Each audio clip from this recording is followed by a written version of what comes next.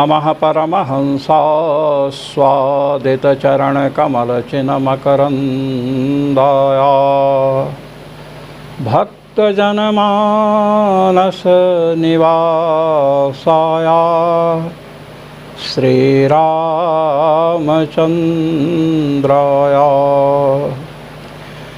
यत्र यत्र रघुनाथकीर्तनं तत्र तत्र कृतमस्तकाञ्जलिं बाष्पवारि परिपूर्णलोचनं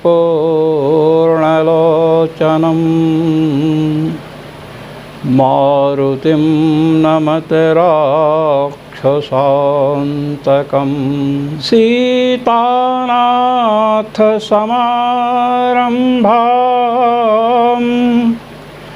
रामानन्दार्यमध्यमाम् अस्मदाचार्यपर्यन्तां वन्दे गुरुपरम्परां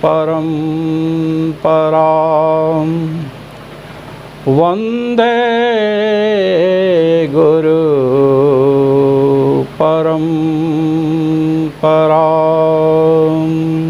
सर्वेश्वर श्रीरघुनाथो विजयते तराम्। आज हम मनोधिकरण में प्रविष्ट हो रहे हैं। तन्मनः प्राण उत्तरात् चतुर्थ अध्याय के द्वितीय पाद का तृतीय सूत्र है। इस सूत्र पर भगवत पाद जगतगुरु श्री स्वामी रामानंदाचार्य जी महाराज अपने आनंद भाष्य को प्रस्तुत कर रहे हैं। आनंद भाष्य का आनंद लें। एवं मनः प्राणे इत्युत्तरवाक्ये किं सर्वेन्द्रिय संपत्त्याधारस्य मनसः प्राणे लयो भवति संयोगमात्रं वा इति विषये। कहते हैं, देखिए, छांदोग्योपनिषद के छठे अध्याय के 8वें खंड का छठा वाक्य आया था, जिसमें बतलाया गया था अस्य सौम्य पुरुषस्य प्रयतो वांग मनसि संपद्यते मनः प्राणे प्राणस्तेजसि तेजः परस्यां देवतायां। छांदोग्य उपनिषद के छठे अध्याय के 8वें खंड का छठा वाक्य है। तो इसमें बताया गया कि जब जीव इस देह का त्याग करके निकलता है तो उसके पहले इंद्रियादि में क्या प्रतिक्रिया होती है। प्रयतो माने गच्छतः, देहम त्यक्त्वा गच्छतः जीवस्य। जीव जब देह त्याग करके जाता है तो शरीर में उसकी जो इंद्रियां हैं उनमें क्या प्रतिक्रिया होती है, कैसे कैसे वह परधाम पहुंचता है। तो बताया गया कि पहले वाणी मन से संयुक्त हो जाती है, वाणी अपने व्यापार को बंद कर देती है और मन से संयुक्त हो जाती है। ऐसे ही सभी इंद्रियां अपने अपने व्यापारों से विरत हो करके मन से संयुक्त हो जाती हैं। यह चर्चा आपके समक्ष प्रस्तुत की गई थी। आज मनः प्राणे इस उत्तर वाक्य को लेकर के यहाँ पर विचार प्रस्तुत किया जा रहा है। तो मनः प्राणे छांदोग्योपनिषद के छठे अध्याय के 8वें खंड के छठे वाक्य को लेकर के विचार हो रहा है कि जो मनः प्राणे बताया गया कि वांग मनसि संपद्यते, वाणी मन में संपन्न हो जाती है, मन से संयुक्त हो जाती है, यह अर्थ सुनिश्चित करके बताया गया। अब मनः प्राणे उसके बाद में बात आई है। तो क्या जो वाणी, घ्राण, श्रोत्र, चक्षुरादि इंद्रियां मन से संयुक्त हुई हैं, उन इंद्रियों से विशिष्ट जो मन है संपूर्ण इंद्रियों का आधार जो मन बना है, भाई संयोग सभी इंद्रियां संयुक्त हुई, तो इंद्रिय जैसे हम यहाँ आसन पर बैठे हैं तो आसन पर हमारा संयोग संबंध है, तो संयोग संबंध से युक्त आसन हुआ, आसन पृथ्वी पर है। इसी प्रकार संपूर्ण इंद्रियां जब मन से संयुक्त हुई, ऐसा मन के लिए कहा गया मनः प्राणे, मन प्राण में संपन्न होता है। तो अब मन का प्राण में लय बतलाया जा रहा है, अथवा जैसे इंद्रियां मन से संयुक्त हुई थी, केवल संयोग मात्र कहा गया था, वहाँ संपत्ति मन में इंद्रियों की संपत्ति क्या है? संयोग स्वरूपा है। क्या इसी प्रकार मन का प्राण में जो संपन्नता है, मन की प्राण में जो संपत्ति है, क्या वह संयोग रूपा है अथवा लय स्वरूपा है?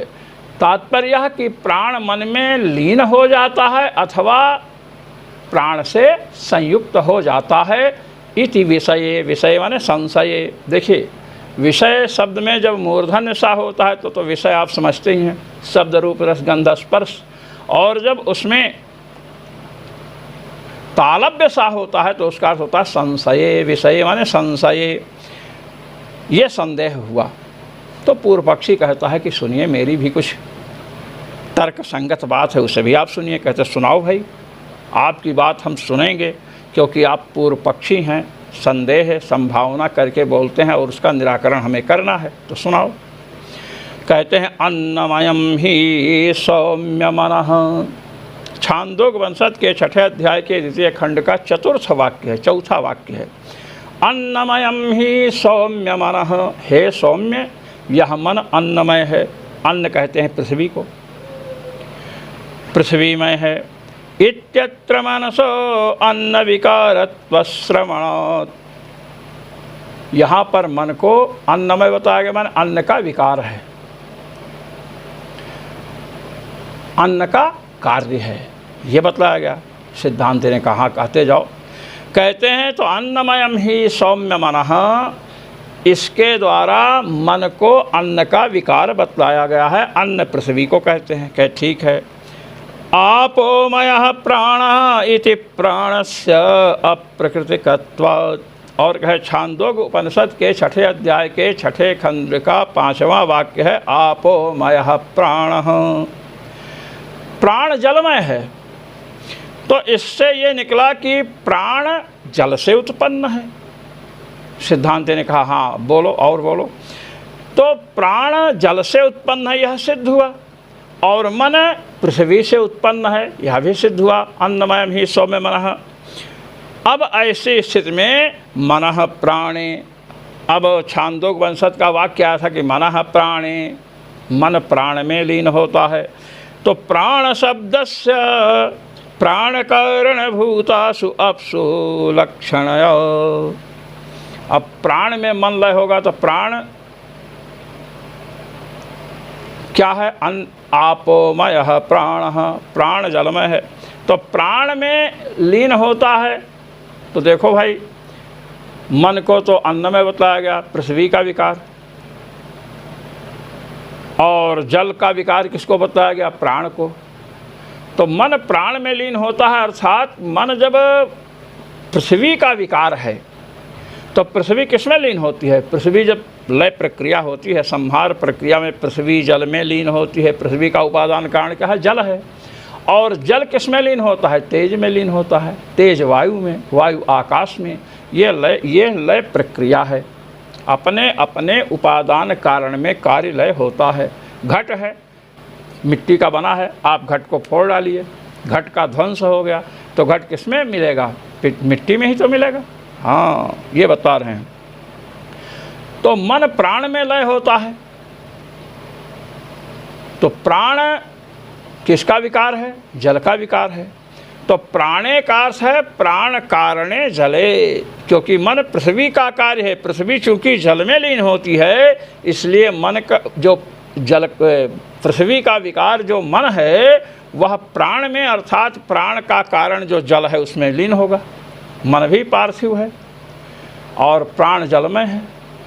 तो प्राण में लीन होता है अर्थात जल में लीन होता है। वही कहते हैं प्राण शब्द की प्राण कारण जल में लक्षणा है। लक्षणा करिए, क्योंकि कहीं कहीं होता क्या है, कारणत्वेन कार्य का व्यवहार होता है और कहीं कहीं कार्यत्वेन भी व्यवहार होता है। ये बात हम पहले बता चुके हैं। आइए अवसर आएगा तो फिर हम चर्चा करेंगे इसकी। प्राण शब्दस्य प्राण कारण भूतासु अप्सु लक्षणया स्वप्रकरण भूतासु परंपरया मनसः संपत्तिर्लयः एव। इसलिए प्राण का कारण कौन है? जल है। तो प्राण का कारण जल है, तो कारण जो जल है उसमें परंपरा मन की लीनता यहाँ बतलाई गई है। सीधी बात है, अन्नमयम ही सौम्य मनः। हे सौम्य मन अन्नमय है। अन्न माने पृथ्वी, तो पृथ्वी का विकार मन हुआ। आपोमयः प्राणः, जलमय प्राण है अर्थात जल का विकार प्राण है। ये पूर्व पक्षी कह रहा है, सिद्धांत तो मत समझ लीजिएगा। पूर्व पक्षी शंका कर रहा है, अपने पक्ष को प्रस्तुत कर रहा है। तो मन हुआ पृथ्वी का विकार, पार्थिव तत्व, और प्राण हुआ किसका विकार? जल का विकार। अब पृथ्वी किस में लीन होती है? जल में लीन होती है। इसलिए पार्थिव जो मन है उसको जल में लीन होता है, ये कहना चाहिए। यहाँ प्राण में कहा गया, प्राण माने प्राण का कारण जो जल है उसमें लीन हो जाता है मन। ये पूर्व पक्षी कह रहा है। प्राण शब्दस्य प्राण कारण भूतासु अप्सु लक्षणया स्वप्रकरण भूतासु परंपरया मनसः संपत्तिर्लयः एव। मन की संपत्ति, जैसे पहले इंद्रियों की संपत्ति मन में कही गई, तो वहाँ संपत्ति का अर्थ लय नहीं बताया गया। संपत्ति का अर्थ क्या बताया गया? संयोग मात्र। समस्त इंद्रियां अपने व्यापारों से विरत होकर के मन के साथ संयुक्त हो जाती हैं। इसी प्रकार मनः प्राणे कहा गया, तो मन पृथ्वी का विकार है। अन्नमयम ही सौम्य मनः, इससे सिद्ध होता है। आपोमयः प्राणः, इस श्रुति से सिद्ध होता है जलमय प्राण है, जल का विकार प्राण है, और पृथ्वी का विकार मन है। पृथ्वी जल में लीन होती है, तो मन प्राण में लीन, क्या प्राण का कारण जो जल है उसमें लीन हो जाता है। तो यहाँ पर मनः प्राणे, मन का प्राण में अर्थात प्राण का कारण जो जल है उसमें लय बतलाया जा रहा है। इति प्राप्ते विधीयते। जब इस प्रकार पूर्व पक्ष प्राप्त हुआ तो कृष्णद्वैपायन भगवान व्यास अब कह रहे हैं क्या? तन्मनः प्राण उत्तरात् तन्मनः प्राण इति। कहते सुनो, आपने जो ये बतलाया अन्नमयम ही सौम्य मनः, मन को आपने अन्नमय बताया, पृथ्वी का विकार बताया। कहे हाँ, कहे कि एकदम प्रमाणहीन चर्चा आप कर रहे हो।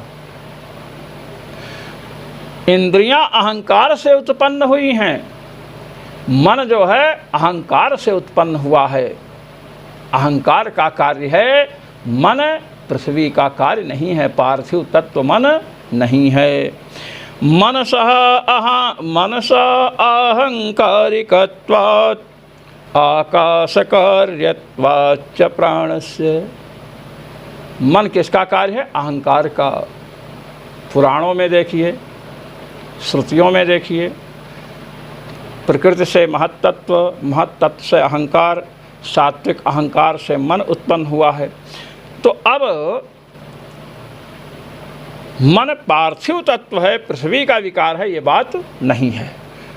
अब आपके मन में बात खटक रही होगी कि अन्नमयम ही सौम्य मनः आपोमयः प्राणः, ये जो कहा गया इसकी संगति हम बाद में लगाएंगे, पहले आप समझिए। मन अहंकार का कार्य है, मन पार्थिव तत्व नहीं है, पार्थिव पदार्थ मन नहीं है, पहली बात।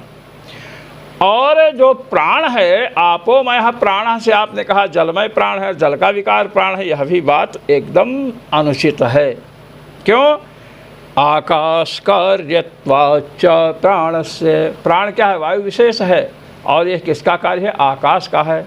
तस्माद् वा एतस्मादात्मना आकाशः सम्भूतः आकाशाद् वायुः। वायोरग्निः अग्नेर्जलम जलोत्पृथ्वी। ये औपनिषद प्रक्रिया है सृष्टि की कि आकाशाद वायु, आकाश से वायु की उत्पत्ति हुई। वायु का ही विशेष भेद जो है वो प्राण है। तो प्राण किसका कार्य है? आकाश का कार्य है, जल का कार्य नहीं है। ये बात सिद्ध हो गई ना? हाँ। आकाश कार्यत्वाच्च प्राणस्य अप्सु लक्षणा गौरवाच्च न प्राणे लय उपपद्यते। कहते देखो, प्राण आकाश का कार्य है, मन अहंकार का कार्य है।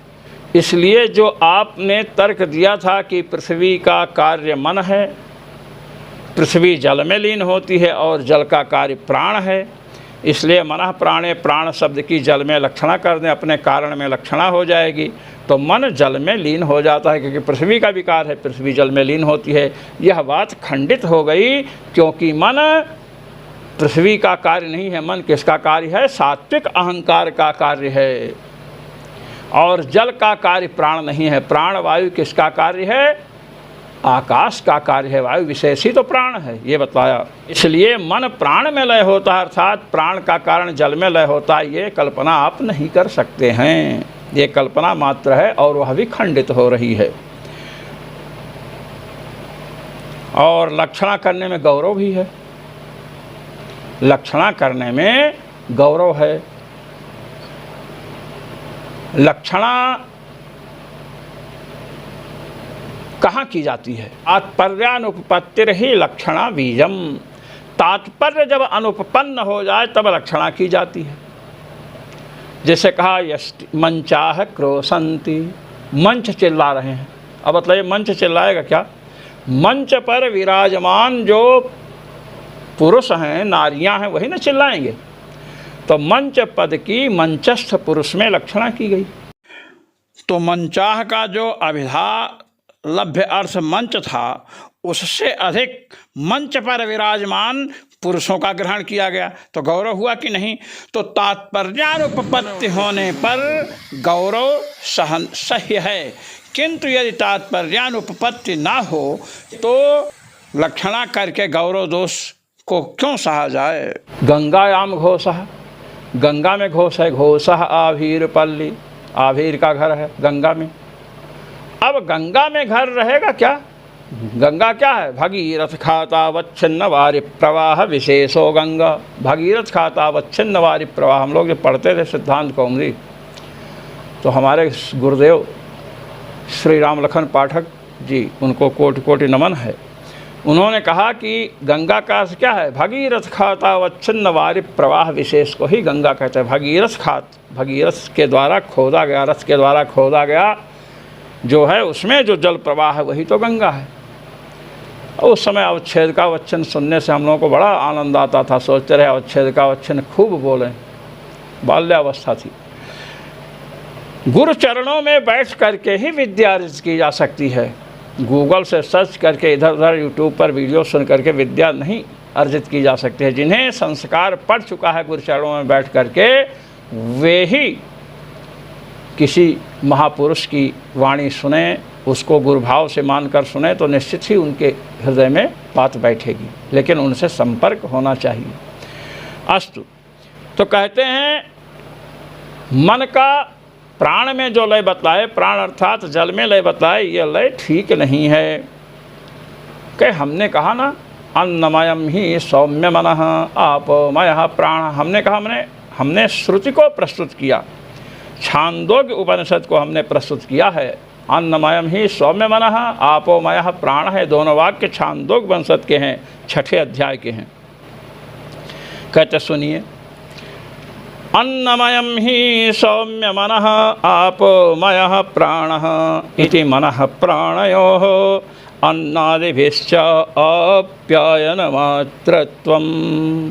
अन्नमयम ही सौम्य मनः, मन को जो अन्नमय बतलाया गया, इसका तात्पर्य यह है कि मन अन्न से बनता है।